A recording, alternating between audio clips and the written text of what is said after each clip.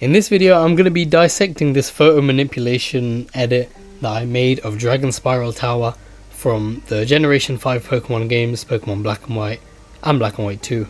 It's something a bit different from what I normally do. Obviously, you know me as a sports designer. That's all the content this channel has been about. That's all the content that my social media is about. But once in a while, I like to use my Photoshop skills in other endeavors. And I always like stuff to do with photo manipulation. I'm creating cool looking compositions and scenes, and Dragonspiral Tower is actually something that I've had in my mind to try and recreate in Photoshop in my own style for a long time, and I've just never got around to it. Luckily, eventually I did get around to it, and I'm very happy with how it turned out for the most part, and it's a fairly complex edit, which is why I decided to do a design dissection of it.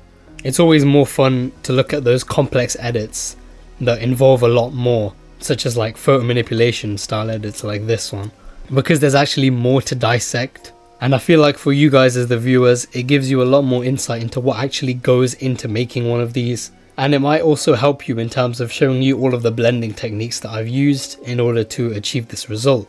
So for reference, this is a screenshot from the anime, and this is what I based my Dragonspiral Tower exterior off of.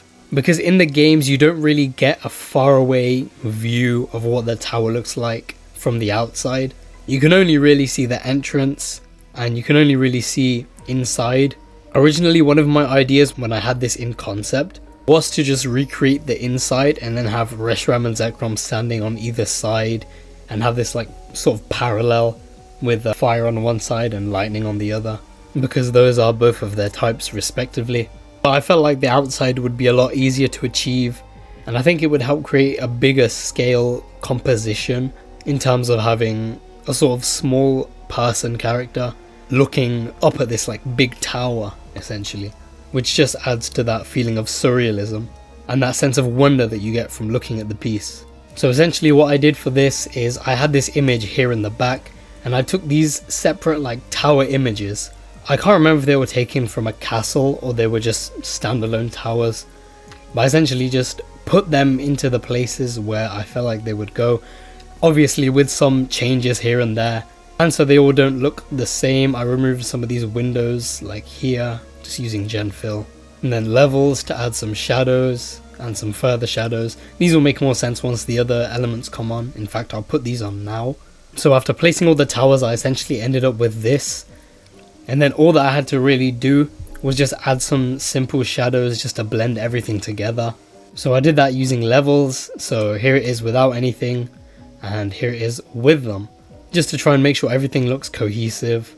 Also, this bridge part here, there wasn't really a replacement for it, and I didn't really take like a bridge image. So I kind of just took part of the tower sort of texture here, cut it to a similar shape, and then added a little underneath bit by warping it, and then just making it darker to look like it's the underside. But yeah, obviously, as you can see, there is all these details like where the bridge is kind of like this. There's a shadow sort of casting on the tower here from that bridge. Obviously, this plays more in when you get into lighting, but this is how I created the base of the tower. And some more shadows, vibrance to make it all black and white, because this orange color is just way too much, especially for the scene that I had in mind. I always had this kind of nighttime scene envisioned. I also added some subtle moss here and there, just using like some sort of like foliage brush, and then like a moss texture, just painting it subtly on certain areas, just so it looks a bit less flat. The tower looks a bit more worn. It is a really old tower after all in the games. So once the main tower was in place, then I started with all of the background elements. So let's go ahead and put those in. So I started with this sky, but it looked a bit too flat and too desaturated. So I put on this additional sky. The original looked like this. I just put it on the blend mode overlay just to bring some of those blue tones in while keeping the same sort of cloud texture from the first image. Curves to brighten it all up, and gradient map to accentuate these highlights. It's actually going from light blue to dark blue with a bit of blend if to ensure that it only affects the highlights and the brighter parts of the sky. And then the moon, bit of glow on the moon, color balance to add those blue tones in again. And then I started with some of the background stuff. For example, here's the mountains, and all of this blending is essentially just matching the colors and matching the values. So that is like how light or dark you want something to be in comparison to the rest of the scene and what's going on. So the general rule is, did I explain this in another video? I think I briefly explained this in my Son Design Dissection, but essentially the rule is, the further away something is from like the lens, the theoretical lens if you had a camera, the less contrast they're going to have on it, but they're still going to be like the same tones, they're still going to be bluish, but they're not going to be as dark of a blue or as detailed of a picture, because obviously it's further away. So with that in mind, I just did some blending here, a lot of different layers here. It's a lot of trial and error, making sure everything matches. A lot of color balance here, curves to darken it up again, vibrance, another gradient map. And then we end up with this blue tone, but it's still quite dark, so then some color fill helps to sort of create some atmospheric haze and separates the mountains from the rest of the other trees and everything else that I'm gonna put in later. Now I added a load of trees into this because, as you can see in the reference image, there is a lot of trees here surrounding it, so I just wanted to recreate the scene essentially. So I used this first of all, which is literally just groups of individual trees. If you can see, like, it's literally just individual trees. That's why they look so nice and detailed, and the background cutout is like really good because they're all just individual PNGs. I haven't like taken this from like a specific image, and it's just again a lot of the same blending, so a lot of making it these blue tones right here, darkening it a bit more so than the mountains, because as I explained before, you're going to want a bit more contrast as you approach closer to the foreground. Gradient map, and then some hue saturation and some exposure, just because some of this moonlight is going to be reflected on the bushes and you're going to see a little bit. My mouse is just dead. This is great. Oh, this might be the worst time for my mouse to die as well. This shit's on my I can't even take out my hard drive. Alright, it's fine.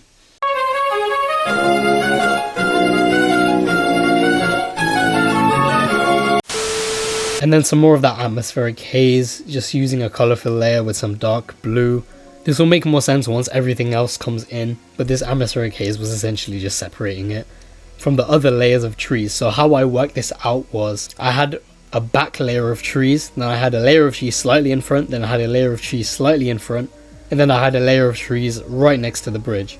So it just helps to create the illusion of there being more like trees than there actually is if you're just using one image. And like I always say, it helps to create depth. So here goes the slightly more forward layer with a lot of the same adjustments here and some more of that lighting. Again, this lighting is going to be brighter, it's going to be more visible because it's closer to the foreground and it's not being hidden by as much haze. So here goes a lot more atmospheric haze, just like that, and also some glow in the sky, especially around this sort of horizon line where the mountains are. It just helps create that light bloom effect, so some of that light is sort of peering over the mountains. And then I made this all into another layer, and I added some Gaussian blur. Oh, what did I add? I didn't add Gaussian blur. Ah, this is what I did.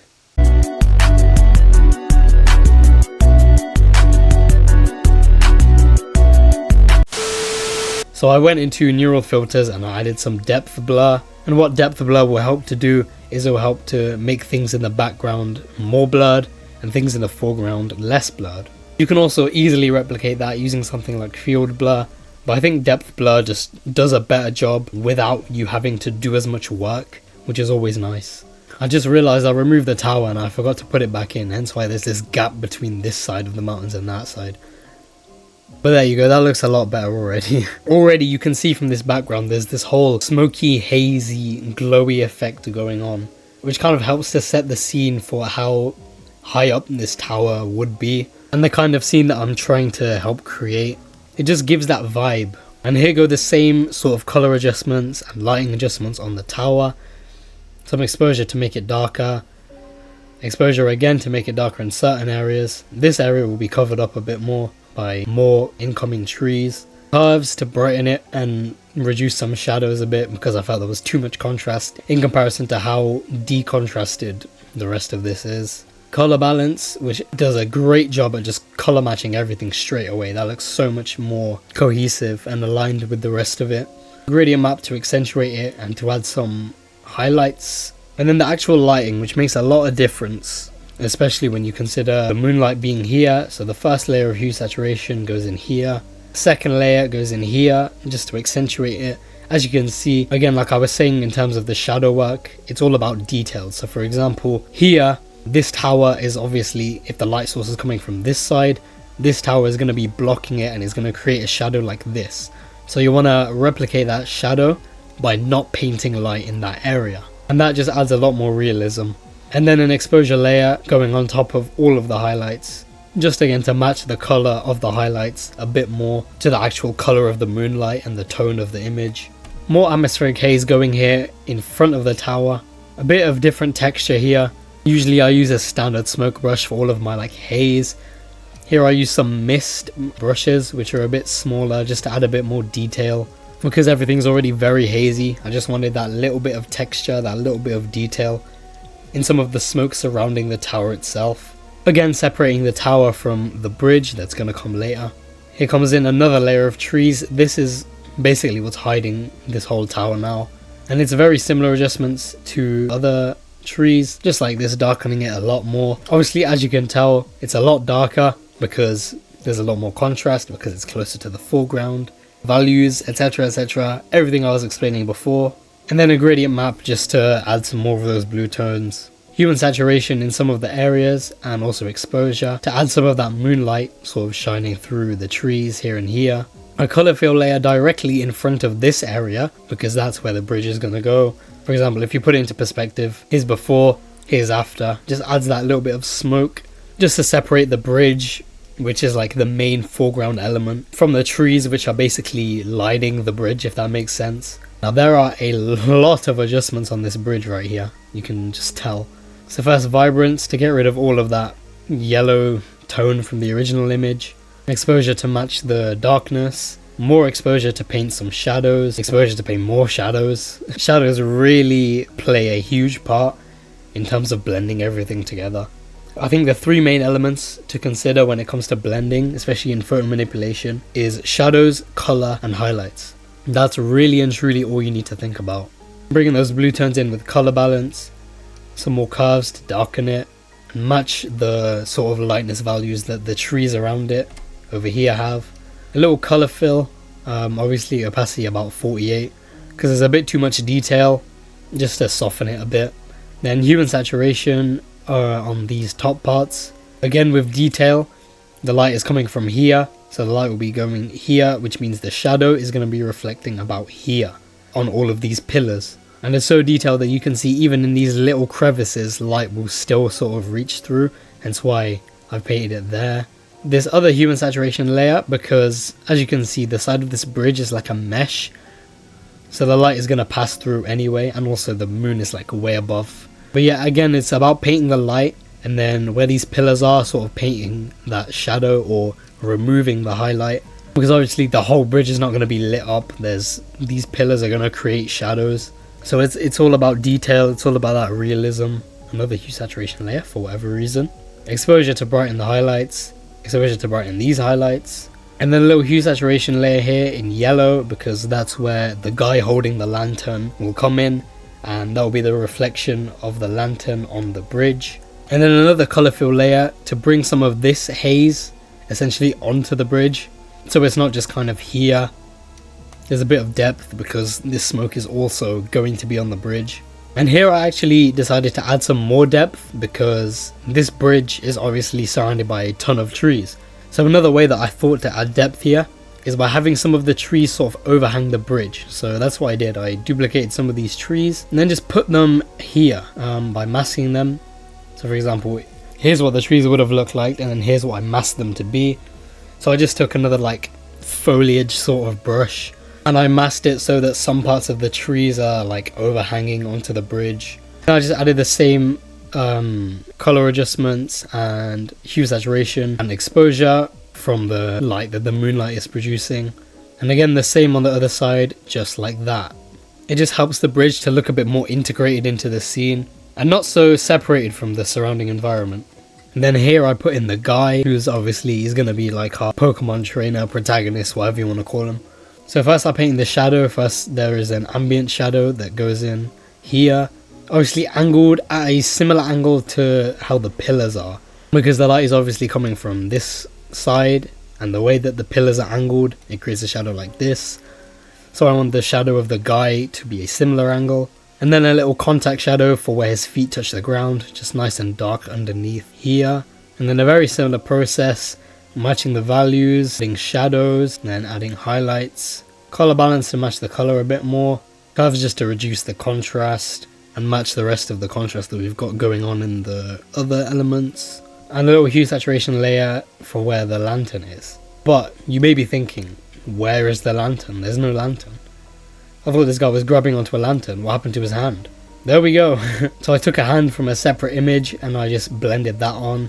So color balance, vibrance, exposure, and a hue saturation layer to paint on the yellow highlights from the supposed lantern, which we'll put in now. So here's the lantern. You may actually recognize these are the same lanterns that were in the sun edit, and I've used this same lantern image about 4 times already. And then I had a little rope sort of thing that I just makeshift painted. I didn't put any thought into it. I didn't like take an actual rope image like I did for the sun one. I was a bit lazy and it was going to be far enough for people to notice anyway. And I just added a little bit of black here to sort of create a hole for where that supposed string would go into, and exposure to just darken the string. And the main part of it here was essentially done. Now I just wanted to add in Reshiram and Zekrom. If you don't know, those are the 2 legendaries in the Black and White games, and essentially you encounter one of them at Dragonspiral Tower, hence why they're there. And essentially the lore goes that in either of your respective game, whether you choose black or white, Reshiram is sealed in a stone called the Light Stone and kept in this tower, and Zekrom is sealed in a stone called the Dark Stone and kept in this tower, depending on your respective version of the game. But it is said that this is where legendary Pokemon are created and where they slumber, so I wanted both of them to be in the piece. So I started with a Reshiram here up top, and the image actually looked very flat and it didn't really blend with the rest of everything that's going on. Everything else is obviously very realistic. So I put a little filter on him. It doesn't really make much of a difference, but it just helps to add like the tiniest bit of texture. I think I just looked around in filter gallery and just whatever worked I put in. Yeah, I put the plastic wrap filter. Here we go!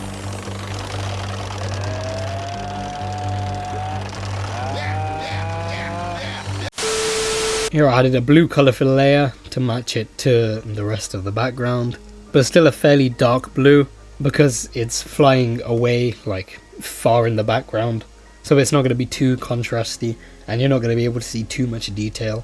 Some yellow colour fill layer and some exposure to brighten this bit. This is where like fire comes out of in Reshiram basically.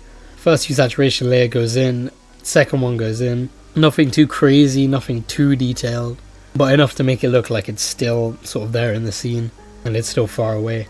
And exposure to brighten up those highlights. And then I just made a copy of Reshiram with some Gaussian blur on top to match the level of blur that the background elements like the sky and the mountains had, because of Reshiram obviously being very far away. Then this little flame image thing that I put on linear dodge, just to give a bit more life to the fire that's going on here. Then I put in Zekrom here, the same adjustments here as seen on Reshiram minus the fire. I could have maybe done with putting some electricity around it, but it's fine, and I think the angle that Reshiram was at worked better for the whole fire element. And it helps to add this sort of orange tone where everything else is very blue. That's mainly one of the reasons why I added this lantern, just to add this sort of yellow tone to break up from the rest of the blue that's going on, because everything else is just blue. You need a sort of contrasting colour to draw a bit of attention. And then another copy of Zekrom on top of this with some blur to match the blur that's going on in the back. And then came time for all of the post-processing final touch sort of stuff. There was a lot for this because I was very much toying with the colour tones that I wanted in the end. Some things felt too saturated, some things felt like they weren't enough. So I put some glows in here with colour fill set to linear dodge. More glow coming from the lantern here with a yellow colour fill, just like that. Took a gradient map going from dark to light blue and just painted on this general middle area. Felt like everything was very blue and then this middle area was just lacking some highlights and some blue tones. And then I put in all the colour lookups, which helped to make the scene a bit more dramatic, add some darkness in there too. A slightly blue tone colour fill layer to add some brightness to the moon. And then everything felt a bit too dark, so I put a curves layer on top of this to make everything bright again. Then I just started playing around with gradient maps because I think I just felt this was too saturated. So I put this gradient map on, and I really like this colour tone actually, but I just didn't like the blues, so then I put in selective colour to bring some of those darker blues back. Another colour fill layer here set to linear dodge just to accentuate the lantern glow. And finally, after a camera raw filter, we ended up with this, bringing back some of those blue tones that were in the original before I put in the gradient map, but making it so that they're not too punchy and everything isn't way too blue. I think this is a nice balance between the blue highlights coming from the sky and the more muted, darker blue tones in the foreground and this sort of area. And then I brighten it up some more with some more brightness and contrast and curves, and then a little RGB sort of effect going on top of this. Just I felt like it was missing a little something. You can see a bit of the RGB detail in the moon here, more so, and like the edges of the towers. Just a cool little effect on top. And that is essentially the edit. Like I said, a lot of these blending techniques and everything that goes into this is all fairly samey. It's all match the values, match the color, have the highlights according to the light source. It's basically all that, and once you have one element's blending sort of down, you can just copy paste the other color balance and gradient maps and whatever else and exposure layers onto all of the other elements, and then just adjust here and there. But it still takes a lot of effort, a lot of thought behind the composition, and also making everything look cohesive, because blending is not as easy as these kind of videos sort of make them out to be. It takes time, it takes a lot of experimentation, it takes a lot of knowledge, knowing how to do things and how these kinds of scenes would be portrayed in real life, and just your own Photoshop skill really. But yeah, I hope you enjoyed this video. I hope you took away something from it. As I said before, these aren't really the types of things that I usually do, but it's always nice to come out of my comfort zone and to take on certain projects that I think I would like to do that aren't necessarily sports related, and it's a lot more of a challenge, and I'm still very happy with how this turned out. Again, like I said, I could have changed a few things here and there looking back, but I think I did a good job reconstructing the whole scene that I had in mind at the start. So yeah, as I said, I hope you did enjoy the video. Like, comment, subscribe, all of that, and I'll see you in the next one.